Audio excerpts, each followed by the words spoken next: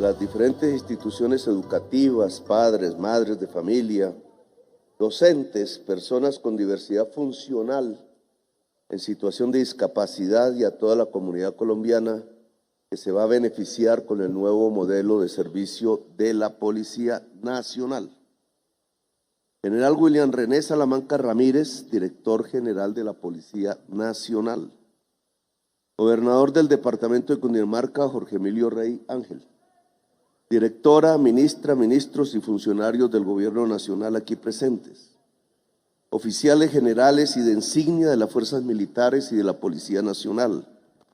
Oficiales, suboficiales, mandos del nivel ejecutivo, patrulleros, auxiliares de policía y personal civil que integran la Policía Nacional.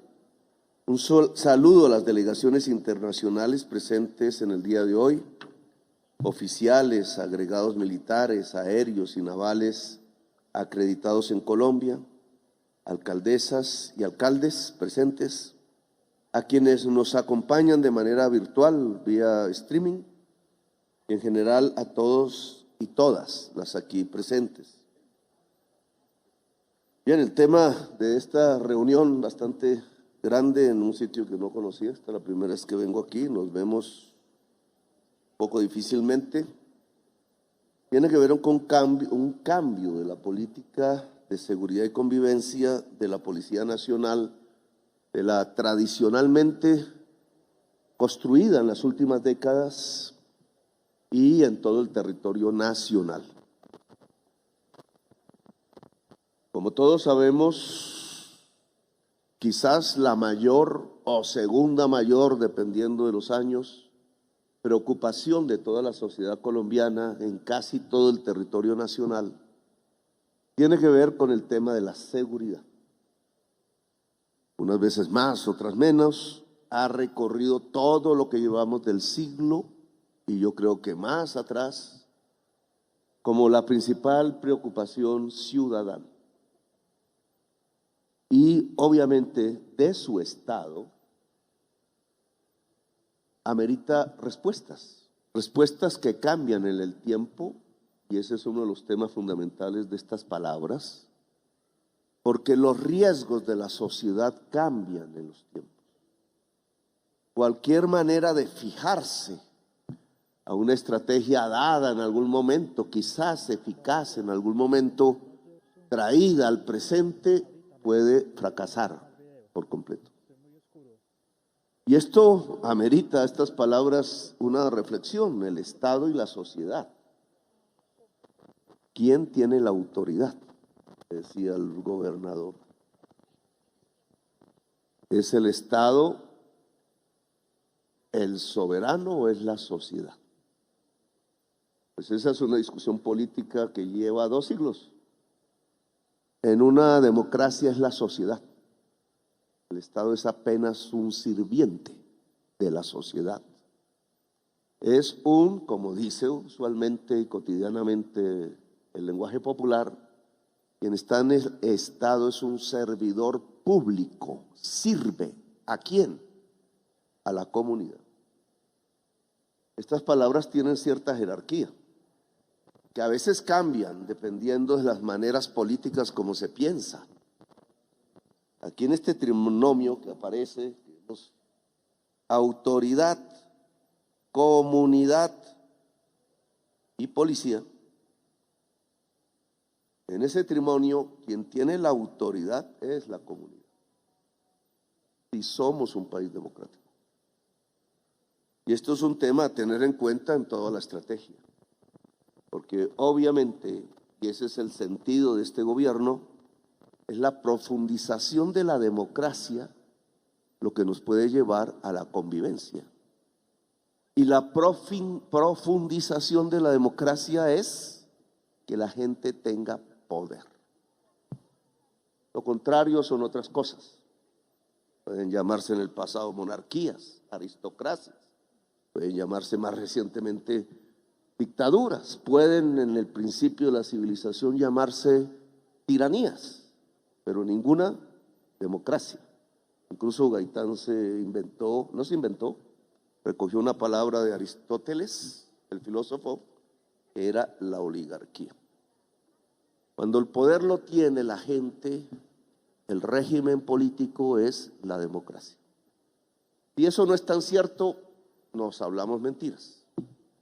Y eso se vuelve una realidad cotidiana, pues estamos construyendo algo que desde hace 2 siglos trata con problemas, con dificultades, de construir la humanidad, la democracia. La democracia como un método de seguridad, un poco sería la discusión aquí, el debate, lo que estamos planteando. Si nos vamos hacia los datos y en una discusión política tan abrupta, profunda, difícil a veces asqueante, a veces aburridora, profusa en algunos días, en medio del debate político siempre hay que tener un faro, un norte, una manera de guiarnos, como quien nada en el mar, en medio de tantas opiniones. Y son los datos. Los datos pueden estar mal hechos, claro, son discutibles. Cuando se le presenta en una estrategia de seguridad un dato al presidente o a la ciudadanía sobre hurto de celulares, pues todos sabemos que tenemos problemas con el dato porque mucha gente cuando le roban el celular no denuncia. Y si el dato son denuncias de robo de celular, pues tenemos problemas con el dato. Pero en otras materias no. Es muy difícil que se esconda el cadáver de un homicidio, o un gran hurto, o un problema de desplazamiento social en alguna comarca del país.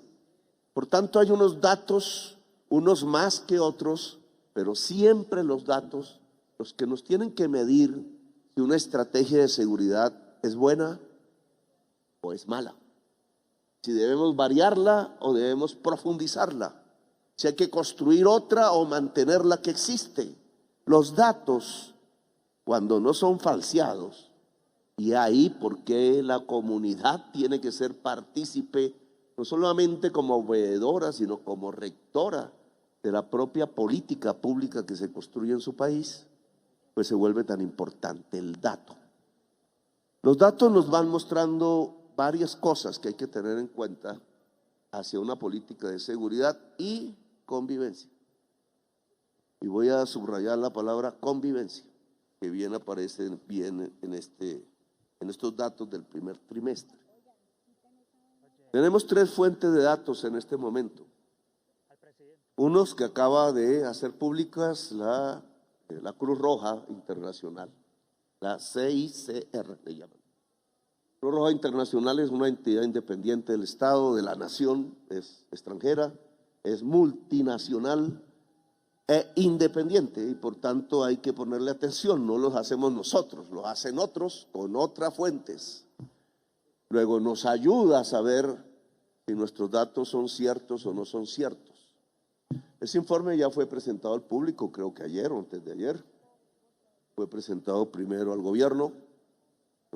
Yo lo recibí como presidente de la República. Coincide, aunque sea el mismo, coincide con ciertos análisis públicos que he hecho de frente a la ciudadanía,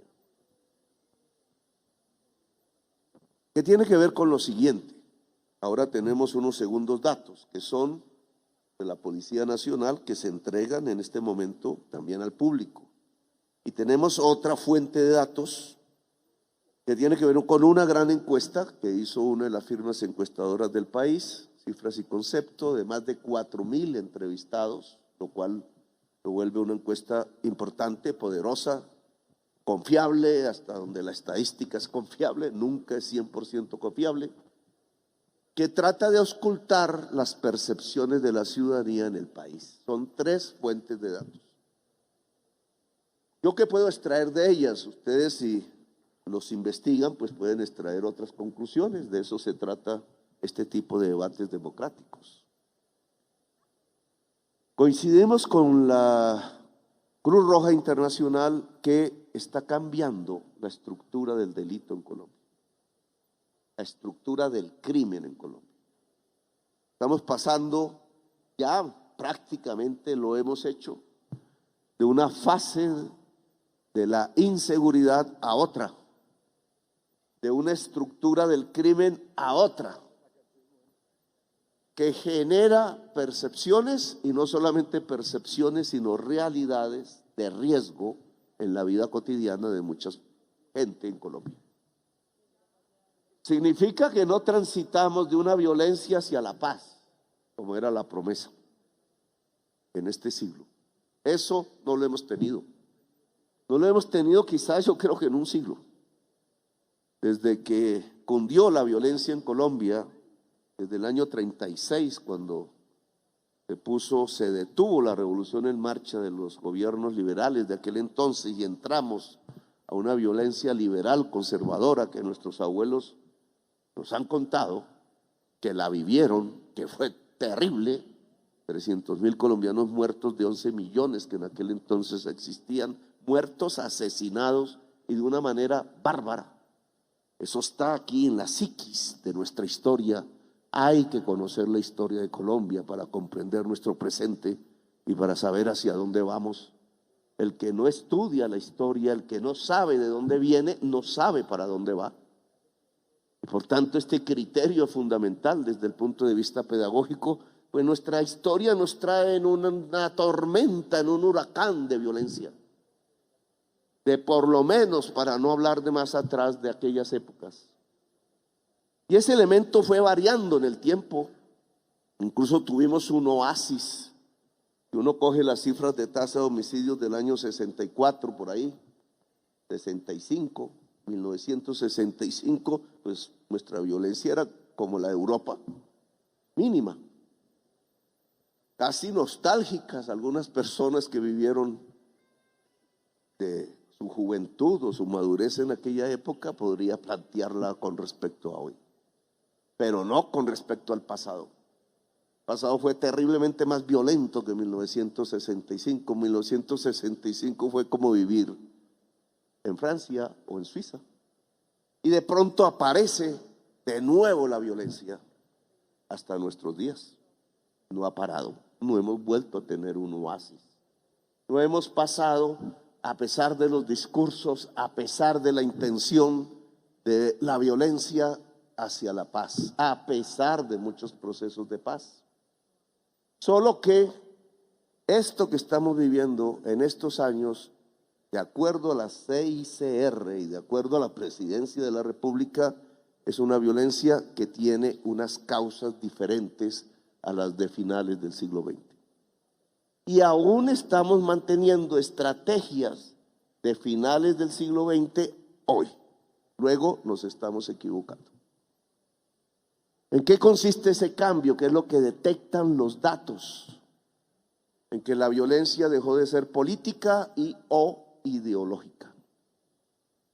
No es la de los liberales y los conservadores, que era una violencia política. No es la de la FARC o la insurgencia armada contra el Estado, que era una violencia ideológica. Hoy estamos ante un fenómeno diferente y hay que reconocerlo para tener las estrategias adecuadas. Antaño se acabó, liberal conservadora, con un proceso de paz entre los liberales y los conservadores, un plebiscito y lo que llamaron un frente nacional. Paréntesis, creo que los venezolanos podrían solucionar sus problemas si reconocieran allí una posibilidad de ejemplo. Liberales y conservadores se dejaron de matar entre sí, se habían matado por 300.000 y con bandas y con incendios de pueblos y con fosas comunes y con descuartizamientos. Hay un libro que recomiendo de la Iglesia Católica, de unos sacerdotes, que es un clásico de esa época de la historia y que se llama La violencia en Colombia. Uno lo lee, yo lo leí de muy jovencito y parece que estuviera leyendo las páginas de hoy. Solo que en aquel entonces lo que motivaba a matar a un colombiano a otro colombiano por centenares de miles en una geografía específica de Colombia era la política. Era que si usted tenía el color de un partido político y yo el otro, no nos podíamos encontrar, no podíamos hablar, no podíamos encontrar puntos comunes, no se podía construir una nación porque se autodestruía matándose a sí misma. Una mentalidad llevada a pensar que porque aquel piensa diferente, merece morir, desaparecer, silenciarse. Eso lo acabaron los liberales y los conservadores, los personajes de la historia. Hay que aplaudirlos, fueron capaces de salir de ello. Eso se llamó el Frente Nacional. Cuando yo nací era el Frente Nacional. Se degradó como todas las cosas en los seres y en las historias humanas. Pero pasó inmediatamente a la violencia ideológica, segunda fase de la violencia. No voy a repetir esto que se me va el tiempo. La guerra fría, la posibilidad de cambiar los sistemas, de la toma del poder, de cambiar un poder por otro, etc. Otra violencia. De ahí surgió el paramilitarismo y en la fase final el narcotráfico.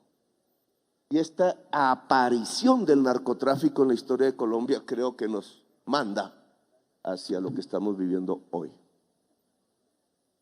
Lo que estamos viviendo hoy ya no tiene que ver con partidos políticos, ya no tiene que ver con insurgencias y tomas del poder y guerras frías que ya no existen en el mundo, se acabó. Lo que tiene que ver hoy es una violencia amarrada a las economías ilícitas que hay en el país. Bien, podrían ustedes hacer incluso una crítica de por qué es lícito o por qué es ilícito tal cosa. Por el poder. El poder designa, y a veces la sociedad, si estamos en una democracia mundial o nacional, qué es lo lícito y qué es lo ilícito. Estados Unidos tuvo una experiencia que nos ayuda a entendernos hoy. Declararon ilícito el whisky y se empezaron a matar entre sí. Películas hay sobre Chicago y otros. Y después declararon lícito el whisky y se dejaron de matar entre sí. Se vende ahora en las tiendas, a unas horas, con unas normas, no se puede tomar en la calle, etcétera. No es para los niños, bueno, pero ya se dejaron de matar entre sí. Ahí hay una experiencia a recoger. La paz, cuando la violencia se ha amarrado a la economía ilícita, consiste en transformar la economía ilícita en una economía lícita. Esa ya no es tesis de la CICR. La CICR apenas reconoce el cambio, pero es la política del gobierno. La paz consiste en este tipo de violencia, en pasar de una economía lícita a otra lícita. Quitarle una I a la palabra, que no es fácil. A veces se hace con una simple ley. El Congreso de la República podría ayudar en mucho. Ejemplo, cannabis, discusión obviamente mundial. Pero a veces toca es transformar con el gobierno, con la inversión pública, con la sociedad misma, un territorio que hoy, siendo violento, se pueda convertir en pacífico simplemente porque salió de una economía ilícita poderosa, le hace oro, le hace cocaína, le hace ganadería en el Amazonas, le hace extorsión, etcétera, hacia una economía lícita, le hace café, cacao, industrialización, etcétera. ¿Qué hace falta para pasar de ahí a lo otro? Pues mucha inversión, mucho Estado, mucha decisión, mucha prioridad. Si el dinero público se invierte es en las clases pudientes de Colombia y su geografía nacional, pues se deja invertir en el territorio excluido y su geografía nacional. Por eso la violencia, y lo hizo el CICR, se ha concentrado en una parte de la geografía de Colombia, ya no en todo el país. Nariño, Cauca, Valle, Catatumbo, Chocó, y hay un mapa que ya lo hemos visto una y otra vez. Aquí hay que tener una política de seguridad. Lo que hemos planteado es entonces, primero, destruir la economía ilícita, al mismo tiempo plantear diálogos, que lo hacemos, porque hablar es de humanos siempre. Tercero, tener aparato militar para detener un riesgo que tiene capacidad militar. Si hay la aparición de un nuevo neoparamilitarismo como unidades de ejército en el nordeste antioqueño o en el sur de Bolívar, la estrategia es cambiar la economía de esas regiones, que es minería ilícita, porque los gobiernos anteriores decidieron entregar títulos mineros a grandes multinacionales y no al pequeño minero que terminó plegado a mafias. Y por tanto, cambiar esa economía es democratizar el título minero. Eso cuesta políticamente, sudor y riesgo personal incluso, pero al mismo tiempo enfrentar las unidades militares del neoparamilitarismo, unidades de ejército con el ejército. Esta es una parte de nuestra violencia. Se ha territorializado, se ha concentrado en una parte de Colombia y gira alrededor de la economía ilícita, y la llave para pasar de allí hacia la pacificación es la transformación de la economía ilícita en lícita. Es decir, cómo una sociedad que le toca, porque no tiene otra alternativa, sembrar hoja de coca, pueda sembrar café, cacao y ser dueño de la industrialización. Ahora, los datos nos dicen que no solamente ese es el problema. Ese no es exactamente el problema de la ciudad de Bogotá, por ejemplo, o de la de Medellín, o en Bucaramanga, o en la mayor parte de la población colombiana. Es una parte localizada, georreferenciada. Hay otro problema. Tanto le llamó seguridad ciudadana, el problema no son los nombres. Aquí podemos, y estos son los datos, fuente Policía Nacional, ponerle un nombre: seguridad y convivencia. Tiene que ver con todos los que estamos aquí. Tiene que ver con el barrio. Así en el barrio no exista nada de lo que hay en Tumaco, o en Buenaventura, o en este momento en el Catatumbo. Tiene que ver con la vida diaria y permanente, que también es insegura,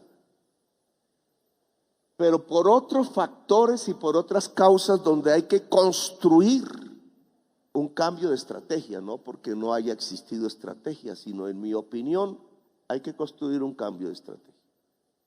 Veamos los datos. Estos no son del CICR ni de la encuesta famosa que he puesto, sino de la Policía Nacional, fuente Policía Nacional.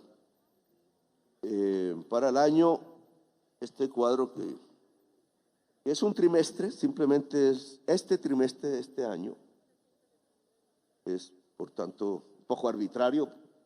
Al final del año es que tenemos que presentar un poco las estadísticas. Es 2024, ustedes desde ahí no pueden leerlo, pero lo que indica, cogiendo una serie de delitos que tienen que ver más con la vida de la ciudadanía, entonces homicidio intencional, porque hay uno no intencional, abatidos por fuerzas armadas y organismos de seguridad, etcétera, lesiones personales que abundan casi todos los días, sobre todo en las grandes ciudades de Colombia. Hurto, ni hablemos, todos aquí sabemos que tiene una diversa modalidad. Entonces el hurto a las personas, a las residencias, al comercio de carros, a los bancos, etcétera, al ganado, secuestro, extorsión, piratería, que es en las carreteras, terrorismo, son los que aquí se han escogido. Obviamente hay más. Por ejemplo, violencia intrafamiliar. Por ejemplo, violación sexual, generalmente a mujeres y niños y niñas, etcétera. Digamos, esto tendríamos que tener un panorama más general, regionalizado, porque no es lo mismo Bogotá que el Caribe, etcétera. Son datos nacionales, pero nos dan un dato que es importante tener como parte de un análisis, sea político de la sociedad, sea para la construcción de estrategias por parte del gobierno. ¿Ha crecido o no ha crecido el homicidio en este trimestre respecto al año pasado, en el mismo periodo? El dato que tenemos es que ha decrecido. A mí esta estadística es la que más me mueve, pero no es la que genera más percepción de inseguridad en la gente, porque está reducido obviamente a unos casos. El homicidio ha caído 3.6% respecto al trimestre anterior. En general, para no aburrirlos con los datos, en verde, si alcanzan a ver la mancha verde, es lo que ha caído, y en rojo lo que no ha caído. ¿Qué significa esto? Que de acuerdo a esta escogencia de delitos, la mayoría de los delitos de este trimestre cayeron respecto al año pasado. No de manera marginal, que uno diga, pero eso puede ser un error estadístico, que lo hay. Por ejemplo, homicidios, aún es pequeña la caída, pero es caída. De unos años que venía era subiendo, por lo menos los 3 últimos años, desde el COVID para acá. Pero hay unas caídas sustanciales, voy a mencionarles una. El robo de ganado, que es un delito rural, menos 68% de caída en solo un año. O les voy a mostrar otro.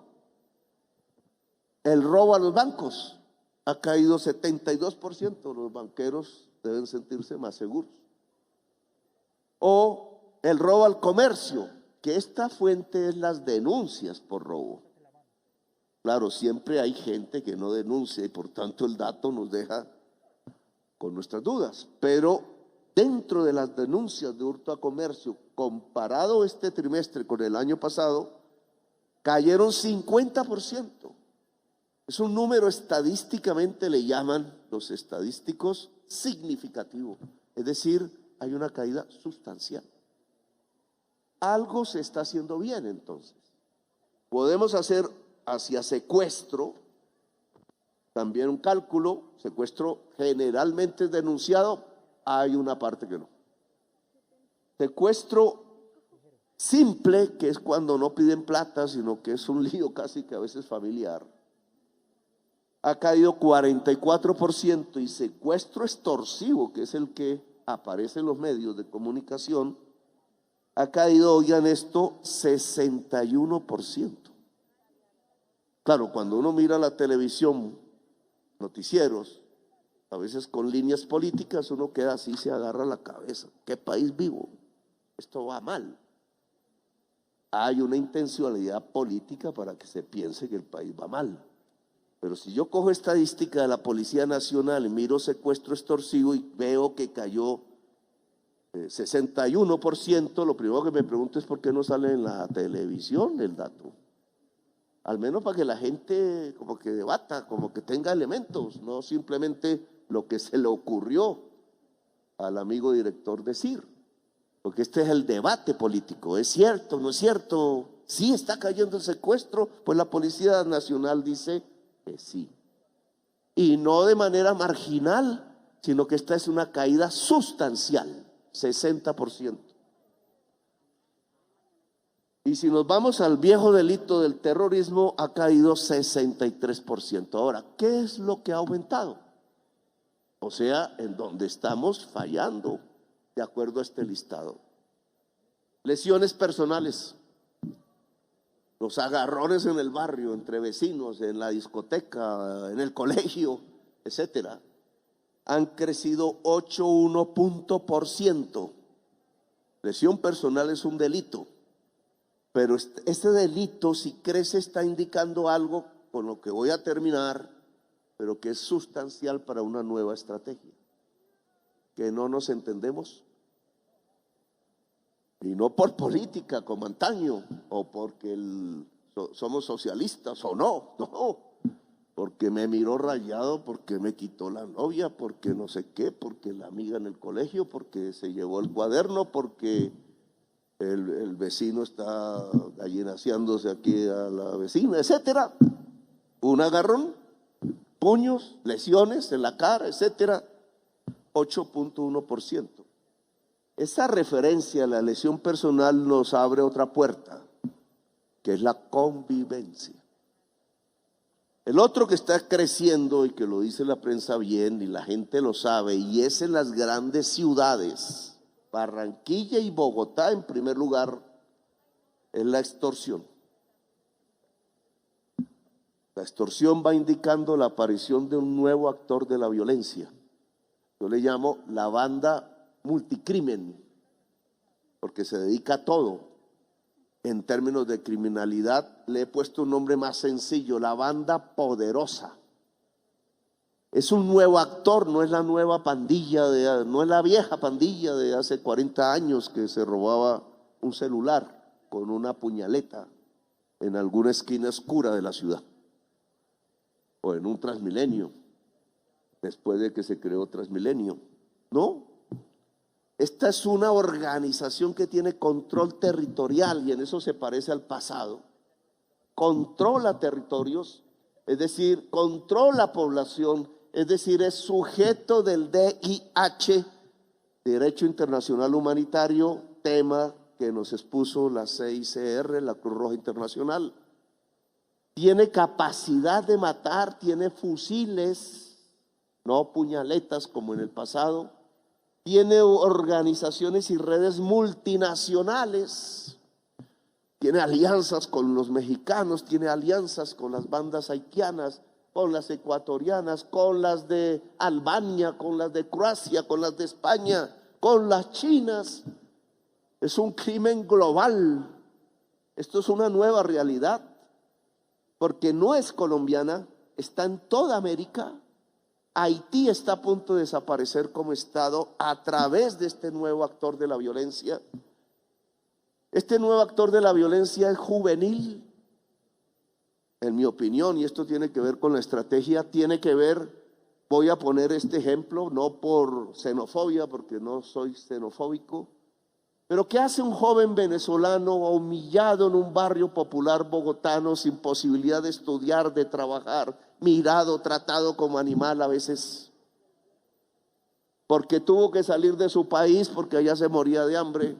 Algunos dirán que por unos, yo diré que por el bloqueo, porque el bloqueo mandó millones de esos jóvenes a la calle, a nuestros países, y nosotros no podemos abrir ni oportunidades a la juventud colombiana, que es el esfuerzo del gobierno, por eso estalló la sociedad hace 2 años. Y menos entonces nos queda para las oportunidades de la juventud venezolana que está aquí u otras. Y esa juventud en su mayor parte lo que dice es: me voy para Estados Unidos. Los éxodos, centenares de miles, y no en Colombia, en Chile, en Perú, en todos, pero otros deciden vengarse. Y el nivel de la violencia entre el joven colombiano sin oportunidad, el joven urbano de otros países sin oportunidad, va subiendo y se organiza en esto, porque ya está, que le voy a llamar la banda poderosa. Ahí tiene que haber una estrategia. Esto no tiene que ver ya con la política. Aquí no se va a plantear si se cambia la Constitución o cómo se llega a las elecciones sin que se la roben, etcétera. Aquí tiene que ver con un problema de oportunidades de la gente que están cerradas. Tiene que ver con la universidad, si se abren las puertas o no. Tiene que ver con el trabajo, si es que se posibilita o no. Tiene que ver con el crédito. ¿Para quién va el crédito? No va para estas capas populares, sino para quienes ya tienen el poder económico. Todo esto va cerrando como en una especie de olla a presión la sociedad allí donde hay necesidades, y en la juventud es más sensible, y si no se quita esa presión, pues está allá. Entonces aquí tenemos otro actor de la violencia y la inseguridad que hay que reconocer, porque no existía antes, no lo veíamos, no estaba ahí, no existía en la historia de Colombia, y ahora sí existe fuertemente en Bogotá, fuertemente en Barranquilla, bueno, en unas ciudades específicas. Termino con esto. Nuestra policía, pasadas las fases de violencia, las diferenciaciones, ¿qué clase de policía necesitamos? Es la pregunta. ¿Qué clase de política de seguridad y convivencia? La encuesta famosa tiene un dato. presentada al gobierno y presentada a la opinión pública. Los tres primeros ítems que construyen la sensación de inseguridad en la población en general tienen que ver con problemas de convivencia y problemas de justicia, no con el delito. El delito queda en el cuarto nivel, no es que no esté, claro que sí está, pero lo que está forjando una existencia insegura, una percepción insegura, que es una existencia insegura y por tanto no feliz, preocupada, arriesgada, estresada, etcétera, de la mamá, de los jóvenes en la calle, de la mujer en la calle, del hombre también, que aquí, digamos, se afecta más la mujer y la infancia que el hombre, porque esta es una sociedad patriarcal. Pero eso son circunstancias de convivencia. El perro del vecino, el equipo de sonido de la vecina, el área común del edificio en las grandes ciudades. Este no es un tema rural, obviamente. Los problemas que se derivan de vivir en común en un barrio. Está localizada en las ciudades, no es en todos los barrios, la inseguridad que se genera al interior de la familia cuando el marido llega de trabajar.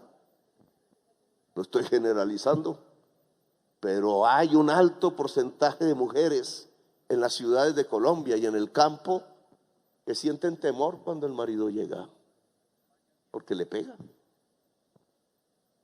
Claro, es un delito, aquí no es un problema de convivencia, es un delito que tiene que ver con una malformación cultural de siglos de nuestra propia sociedad y que hay que corregir, porque aquí no se trata simplemente de mirar qué pasa, sino que entonces la estrategia se vuelve diferente. Después viene el delito, el mayor, el hurto de celulares y de ahí para abajo. Esa es la encuesta.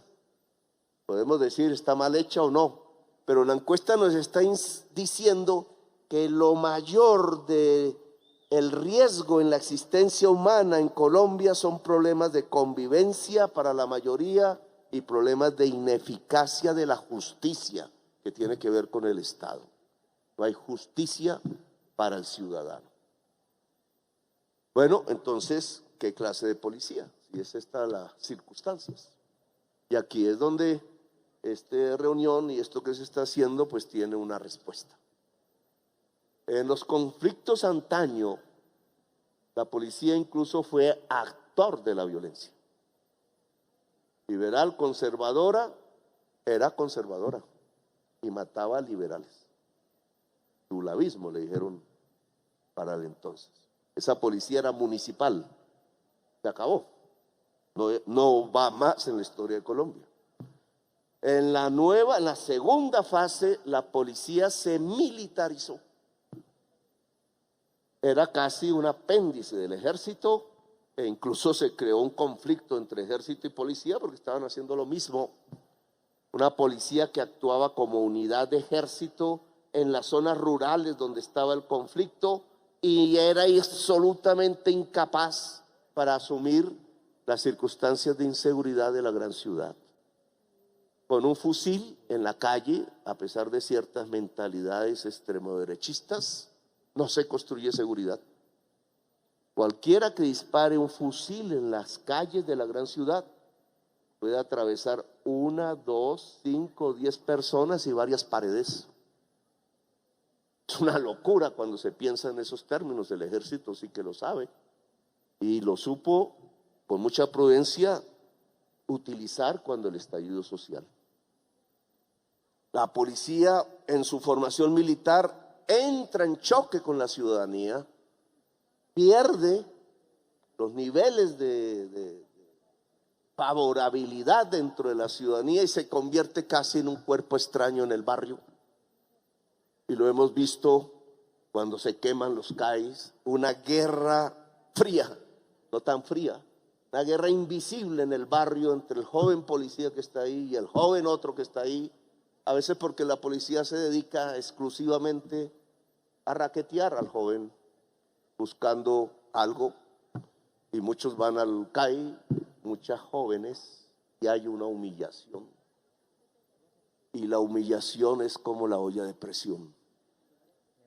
Puede estar en silencio el primer día, pero se va acumulando hasta que estalla. Y estalla en violencia. Pues esa no es la policía para este problema de inseguridad que aquí se revela de acuerdo a estos datos. Si no hay un problema de convivencia, la policía tiene que solucionar los problemas de convivencia hablando. Es dificilísima.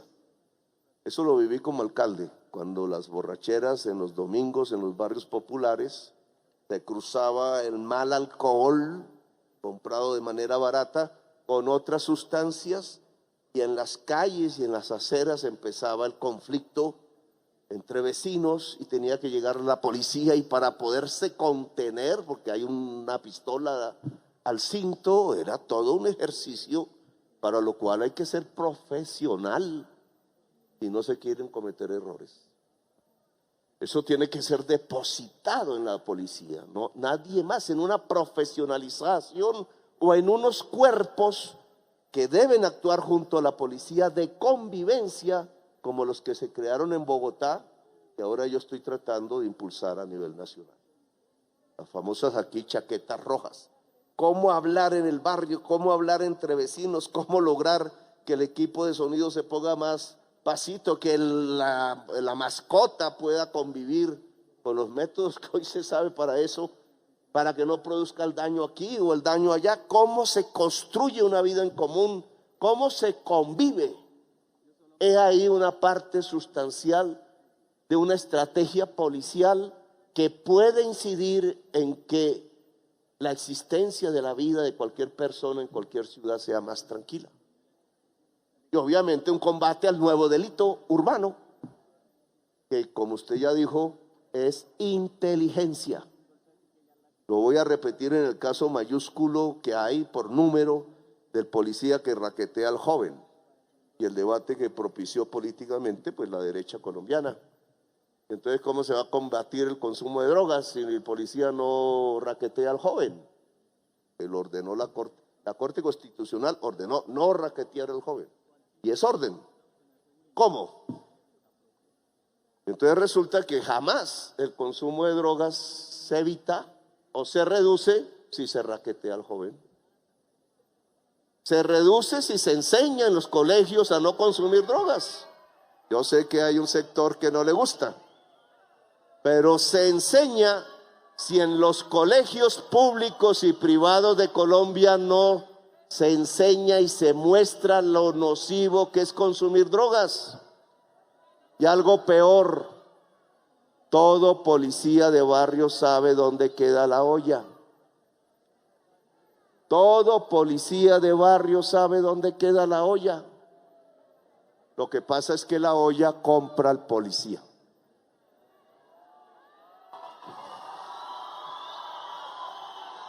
Y esto lo sabe no solo el que chifla, sino cualquiera de los que estamos aquí presentes. Cualquiera que sepa la vida de un barrio bogotano sabe perfectamente que el crimen, al convivir con la policía en el barrio, es capaz de cooptarlo. ¿Cómo no va a ser capaz de cooptarlo si cooptó al senador de la República? ¿Cómo no va a ser capaz de cooptar el crimen si colocó instituciones enteras del Estado al servicio del crimen? Si compró jueces, si compró fiscales, si compró líderes políticos, si la Corte Suprema tuvo que llevarse el 35% del Senado a la cárcel. Entonces, ¿qué ocurre en un barrio? Lo mismo. Y entonces, ¿qué tipo de policía es la que tenemos que tener? Una policía pegada a la realidad de la ciudadanía. Una policía ciudadana. Una policía que mire la convivencia.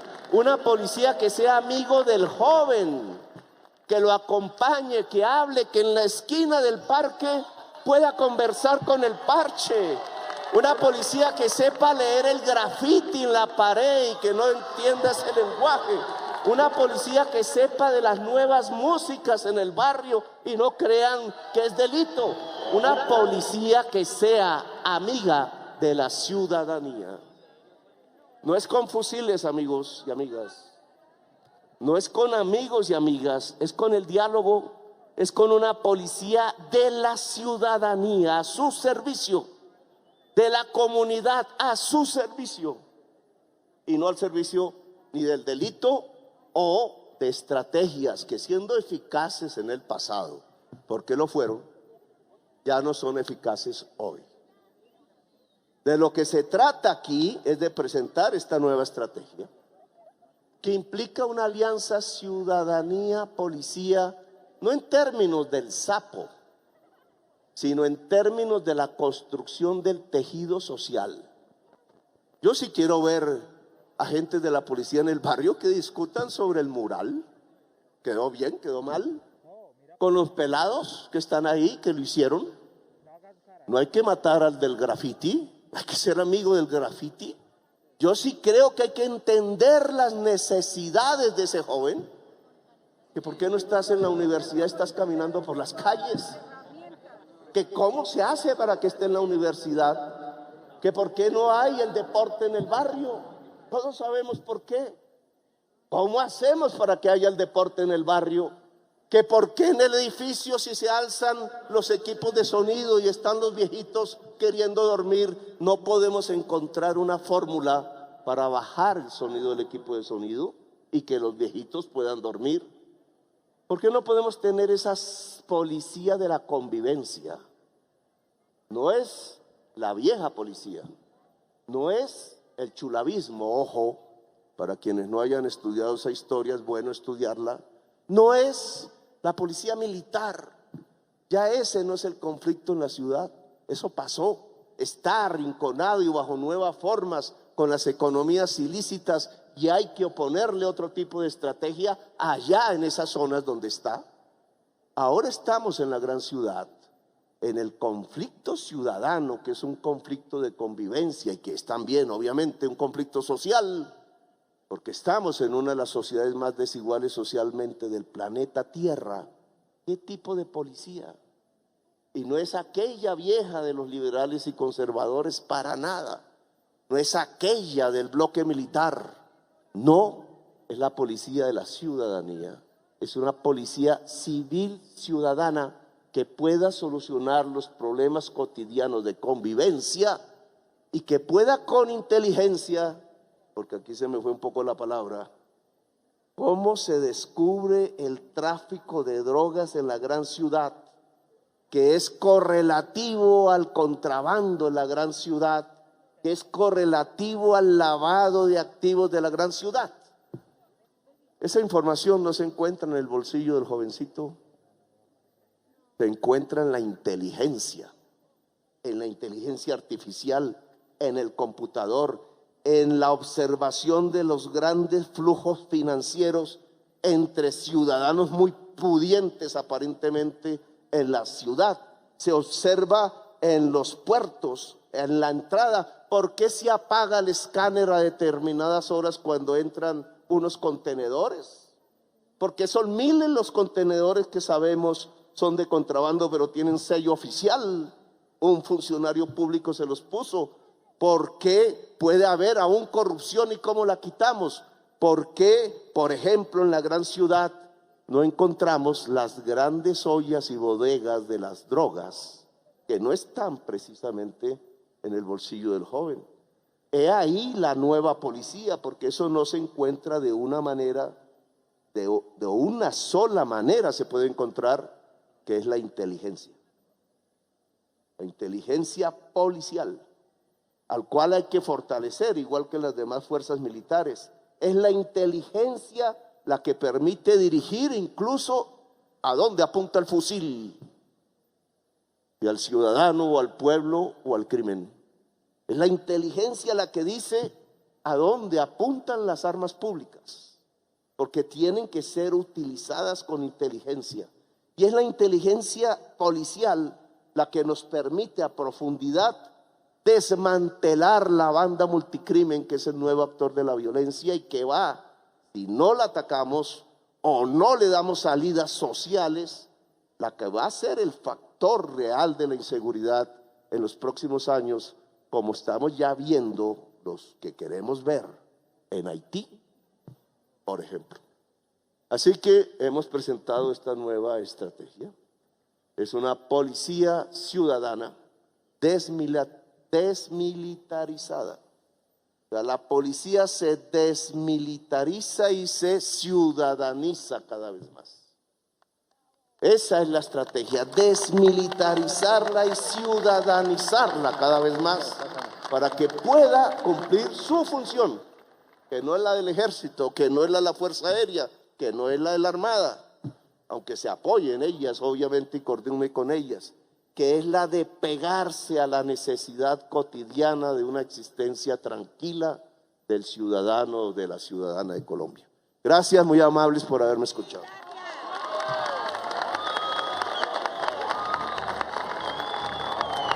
Agradecemos al señor presidente su intervención. De esta manera, damos por culminado este acto. Agradecemos a quienes nos acompañaron en este...